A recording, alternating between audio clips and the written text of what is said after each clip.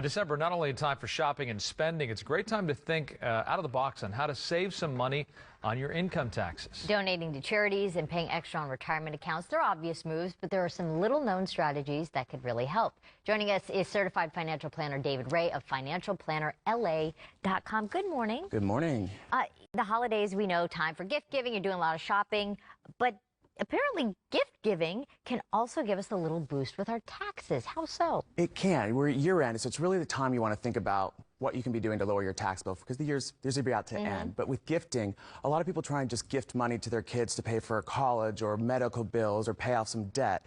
You want to maybe pay that debt directly so that you're not getting hit with a gift tax. Basically, there's limits on how much one person can give to another person each year, and it's $14,000, which may sound like a ton of money, but if you're paying college tuition, that doesn't go very far. And you want to avoid paying a gift tax. So basically, pay that bill directly to the university or a medical practitioner, those types of things. Oh, okay. December, also a big month for pet adoptions. KTLA has a pet drive happening tomorrow. How can fostering a pet actually pay off on our tax returns? We gotta love pets. I have two rescues myself. But basically, fostering a pet is tax deductible. People wouldn't think about it. You might not really think it's a big deal, but you're probably buying food, you're buying pet supplies, and that's a charitable expense that you're incurring. So anytime you do something charitable, I know some people in the studio have done bike rides for charity or volunteer.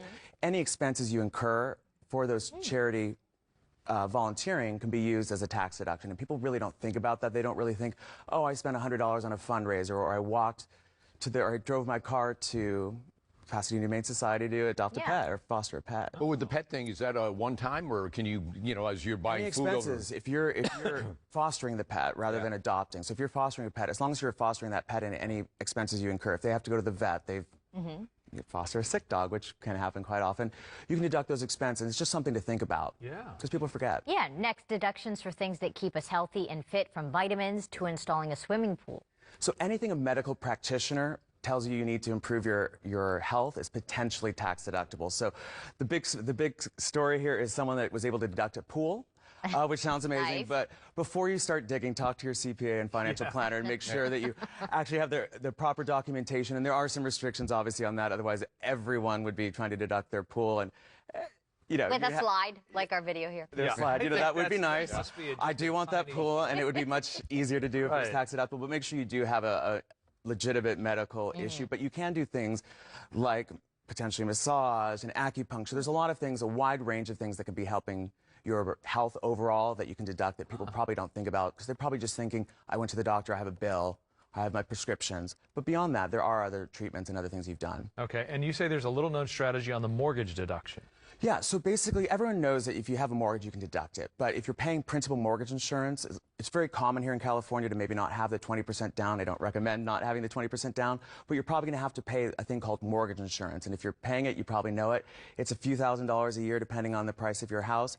People forget to deduct that. They go when they're doing their taxes, they pull up their mortgage interest and they deduct it. They forget about the mortgage insurance, which again could save you another $1,500 to $2,000 a year off your taxes, potentially. And finally, how everybody can save to earn.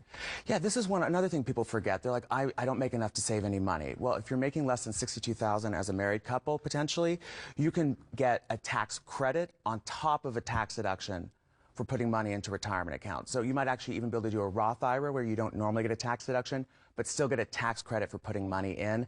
And for a family, that could potentially save $2,000 off your tax bill. So that's $2,000 for just saving for your future. And we all know, I think we'd all like to stop working at some point in time. I love what I do. You guys love what you do.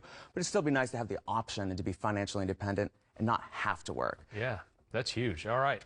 For more information about these tips and David Ray, go to financialplannerla.com. Thank you very much. Thank you. Thanks, David.